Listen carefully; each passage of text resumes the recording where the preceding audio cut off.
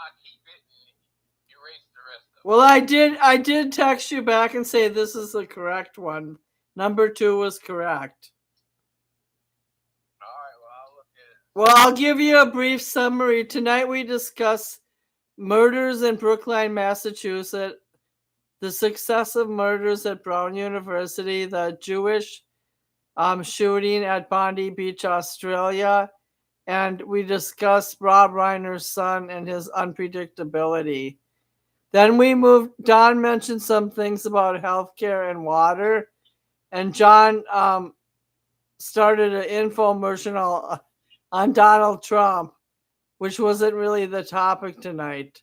So I don't care what direction we go in, but I want to give you guys a shout out that if people are gonna use the wait just a minute, you can talk about whatever you want, but I'm gonna spend 20 minutes talking about Obama and his accomplishments if you keep it up.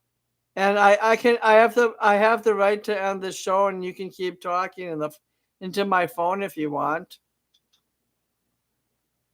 So I'm your worst enemy. I'm Rob Reiner's ghost. Oh, God. what do you want to talk about? I wanted to know what's on Bianca's mind tonight. And I want to know, I don't want to hear about kiss-ass comments about Donald J. Trump. No, I don't Because the government and the church are separate. And people who are mean-spirited don't belong in leadership positions. But what about people who don't believe in the church? Well, then they're atheists and they're lost souls anyway. Junkie, you're a lost soul. Okay, Yeah, that's not what I was aiming at. I was talking about everybody just talk reasonably and rationally. I'm going to go in the other room. I have to change. Bianca, what's on your mind tonight? I just got off of a show for lasted for about 3 hours. You're right now. You were 40 minutes late, so it's not like you were late. It's just that we were winding things up anyway. So, what's your concern this week in America? My concern is the issue on birthright citizens. I want that to go the way it's supposed to go. I sent you a link of a foreigner who was explaining it better than Americans does. And he does a very good job. We touched upon that Sunday night.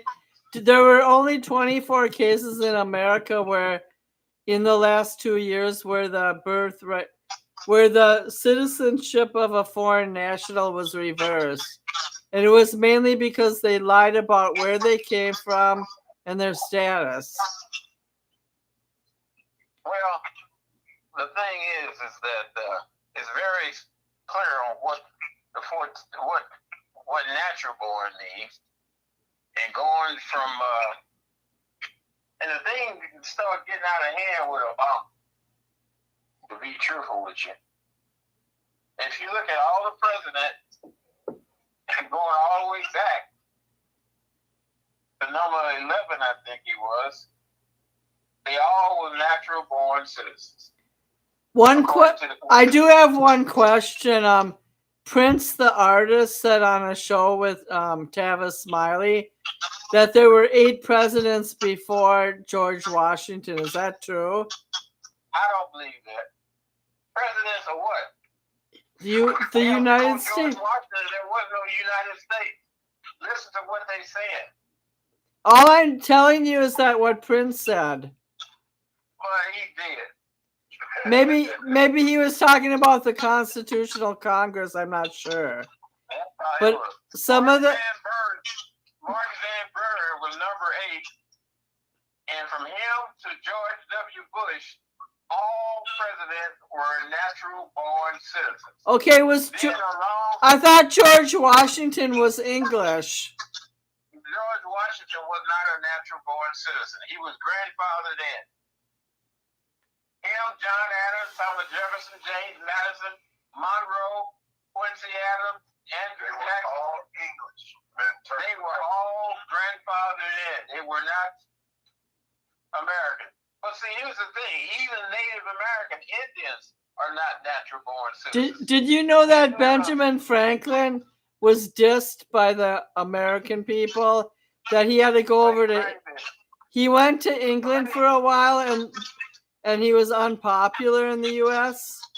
I understand, but let me finish this real quick. Until they got to Barack Obama, number 44, he was not a natural born citizen. In my opinion, he was. Okay, Don, I'm going in the bedroom. I'm going to change my clothes. Don, you take over. Donald Trump is natural born. Both parents were U.S. citizens. Barack Obama, his father was a foreign national and British subject and not a U.S. citizen. But his mom was. Well, that's where the question comes in. You're right.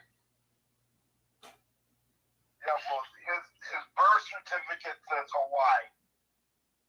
Well, the people in Kenya say he was born there. I believe he was probably born there too. But his birth certificate says Hawaii.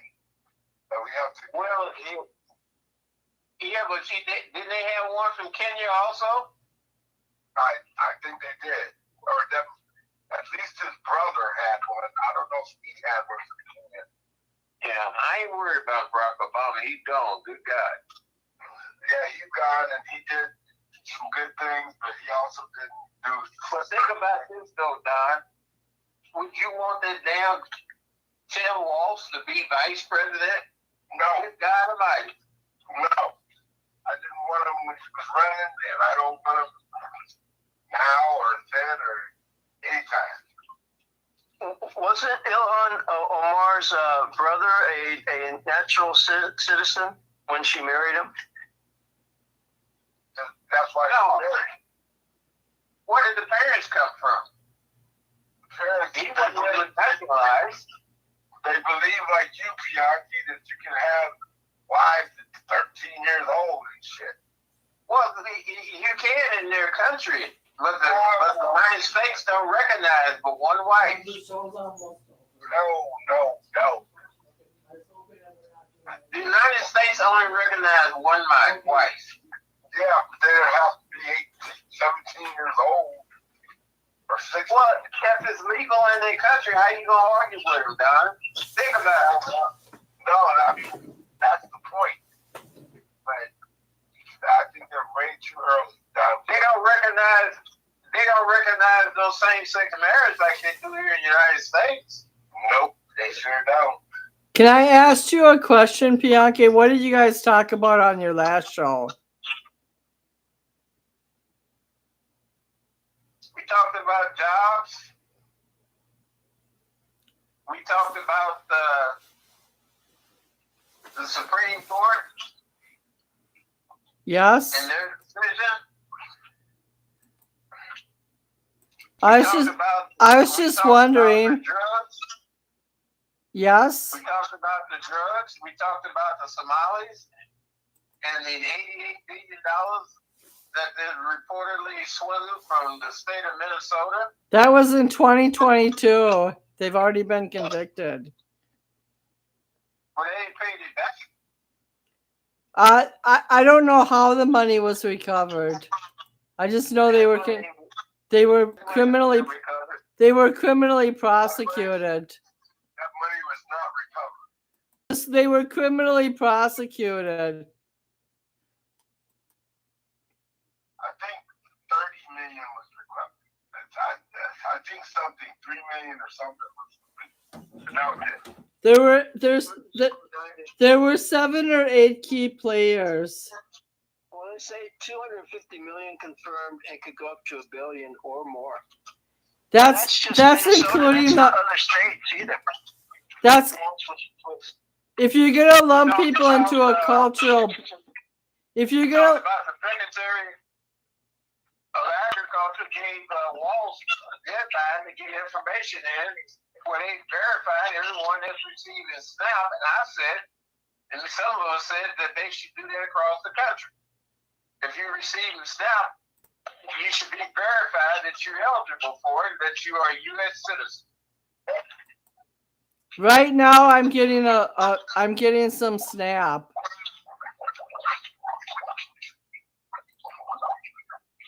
So snap to it and feed me. Well, I ain't never had no welfare. I know you're an independent businessman that you've told us I had about. it when I was a kid. What?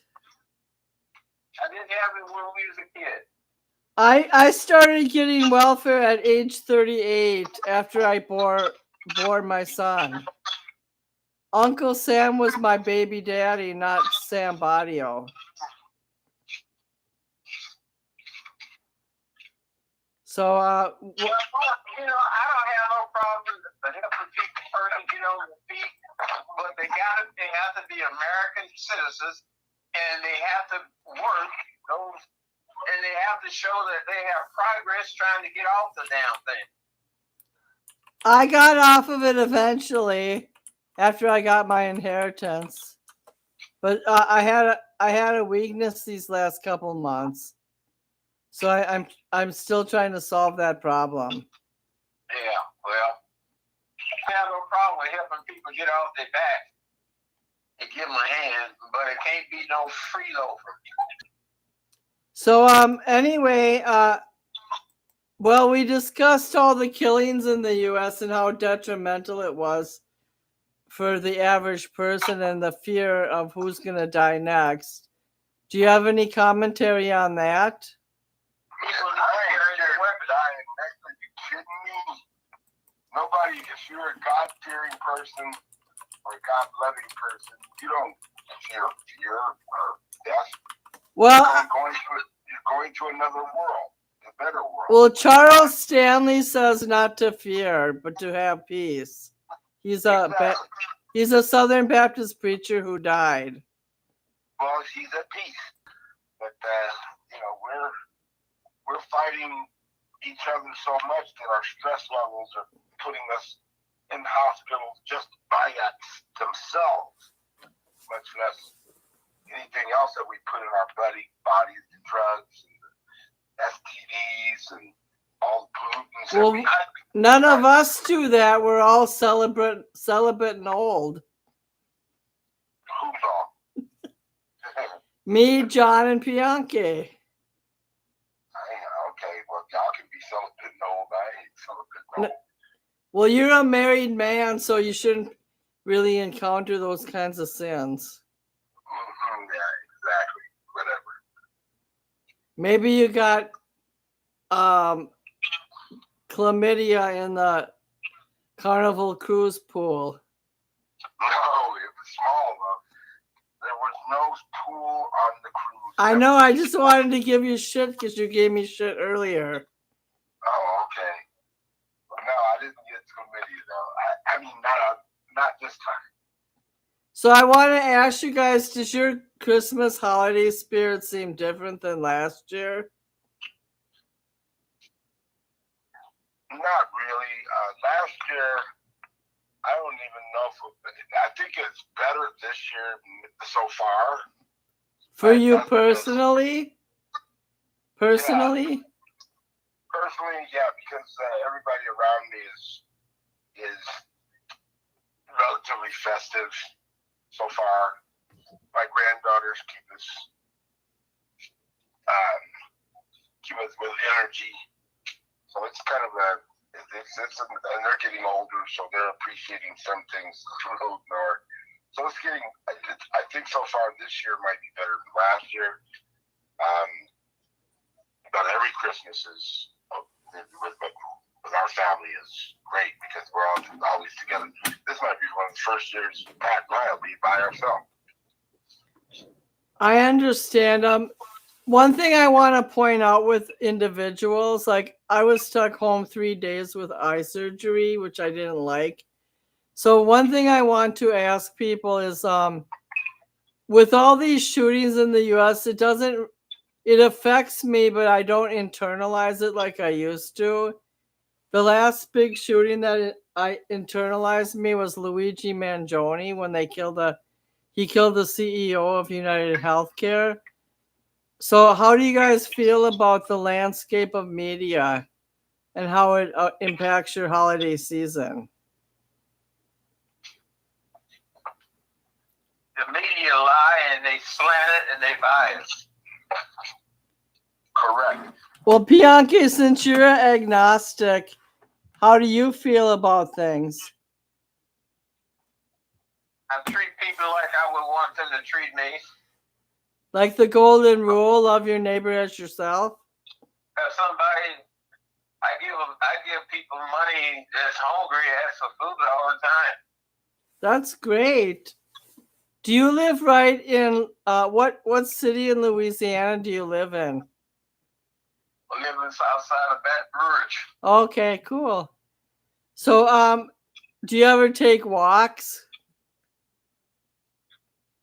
Do you ever walk around your neighborhood? No, I go to the park. Oh, you do? Do you drive there or walk there? No, I'll drive you. That's quite a ways. I was just wondering how your everyday contact is with individuals. Well, people here are nice. The majority that I've met. Yeah, like young people are nice. John's in the middle of the street in Hollywood talking to rando individuals and trying to bring them to God. And I witnessed to people at work about Christianity, but in a subtle way, because I'm in a school and I'm being watched. But I feel quite isolated in Minnesota in the winter. It's hard to get connected up here in the middle of winter when it's an isolating experience. So I think right now it's 11 degrees. It was 40 2 days ago. You have to be tough to live here. The principal. Sure have. So, do you heat up your house to like to 70 degrees, and do you use electricity or gas? The heater is locked by a key, and I have no access to it. I use a space heater, and it's $68 in my apartment. How much your electric costs? $977. It's around the same as yours. It's about between $75 and $90 a month. Depending. Do you wear sweats or jackets or things like that in the house? In the living room, I have to wear a jacket. In my bedroom, I have a space heater. Oh my goodness! But you gotta be careful with them damn things. Yeah. I mean, you should get one of those.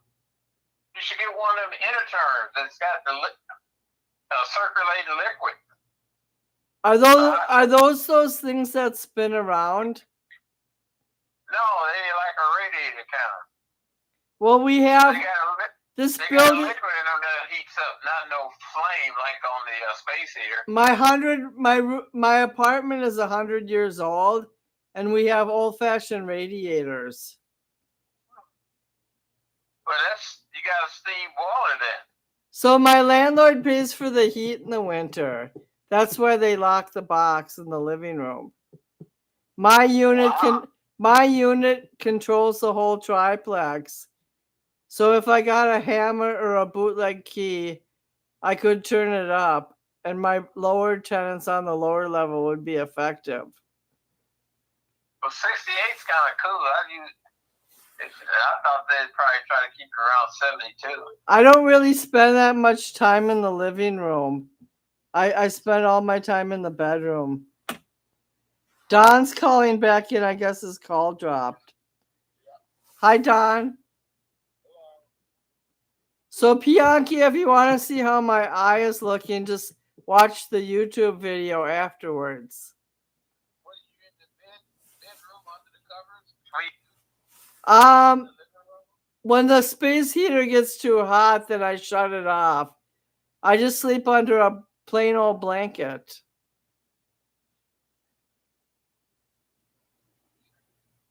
So what else do you, with your eyes, is it degenerative?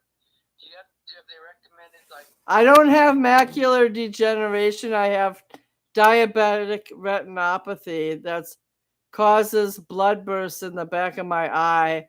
And they had to do a vitrectomy where they went in the back of my eye.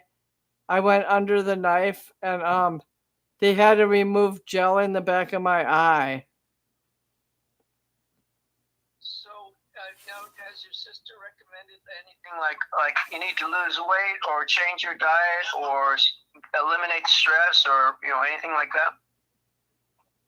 There's many things I can do, but right now I'm trying to eliminate stress. And I'm trying to I do exercises that eliminate belly fat, and I refuse to take Mounjaro because it made me throw up. Mounjaro is like a Ozempic. Yeah, you don't need drugs. So I might go on the rainbow diet like Christina Aguilera. You eat different colored fruits. Like tonight I had watermelon for dinner. And I have to keep my blood sugars down. I have to stick with vegetables and fruits. It's not bad.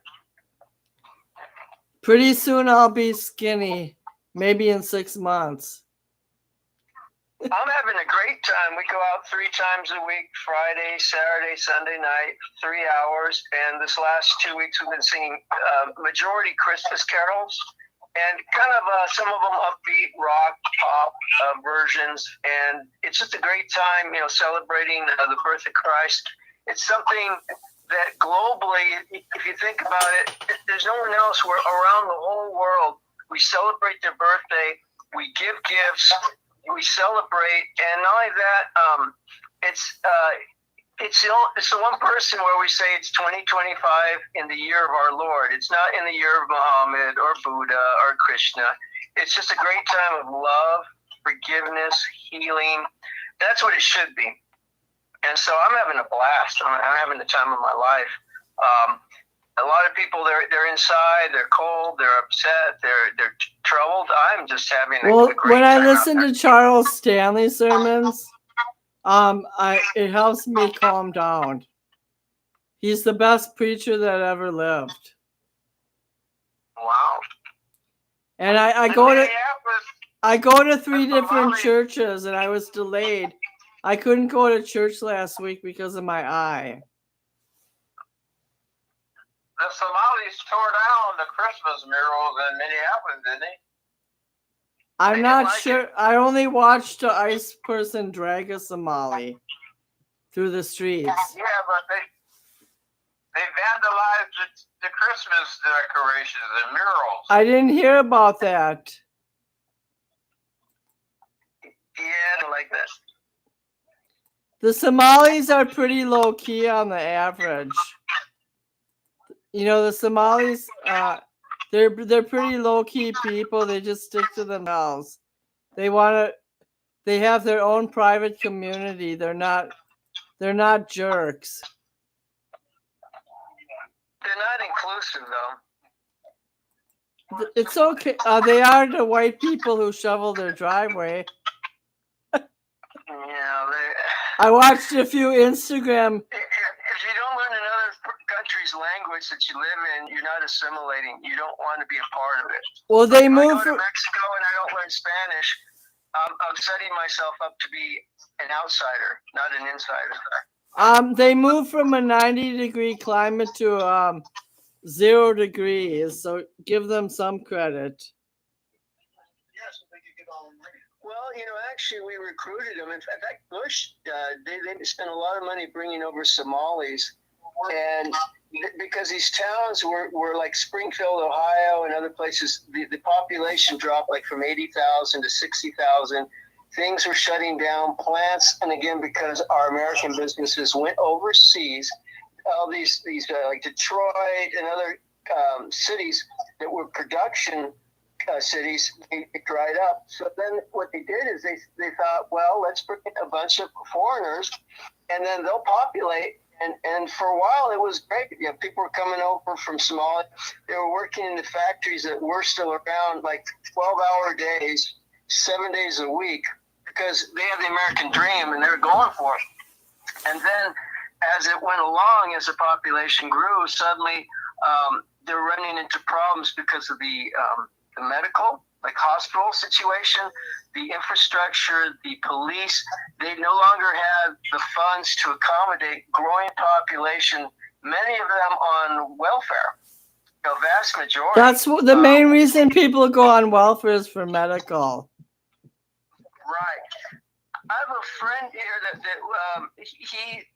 he doesn't work, and he just goes to the hospital, and emergency every time he gets a little dizzy or has hives or something, and he does it like several times a year, like every other month. Oh, I got to go to the emergency. I'm not feeling well.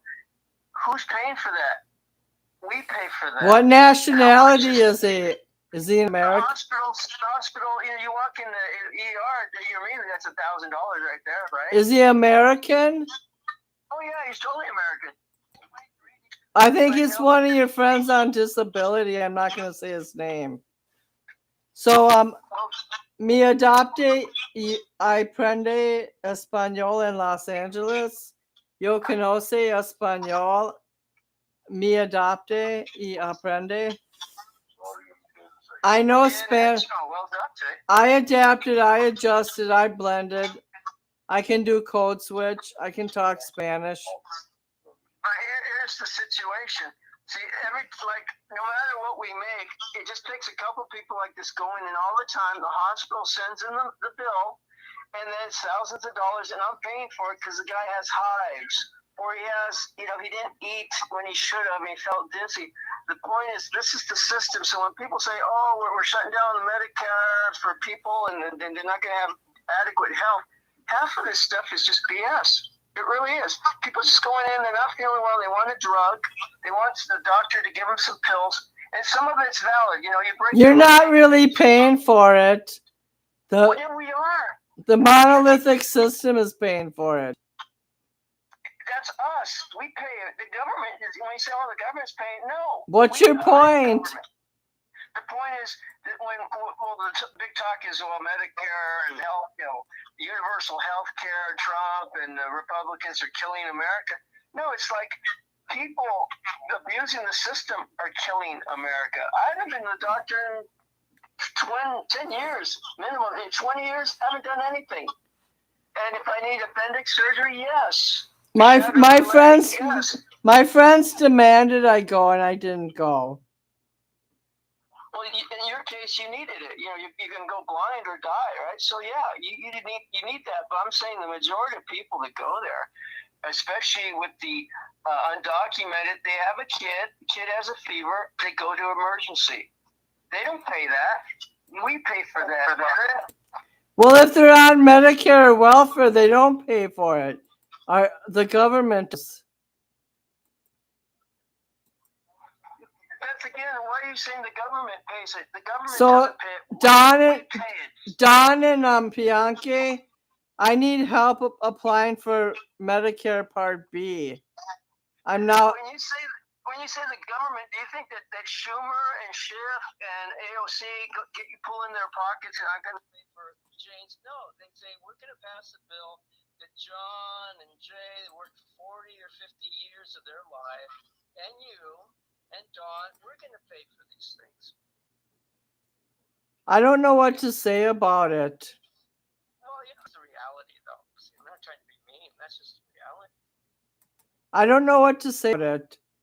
All I know is that if people have designated health care because they're low income, then they get special services.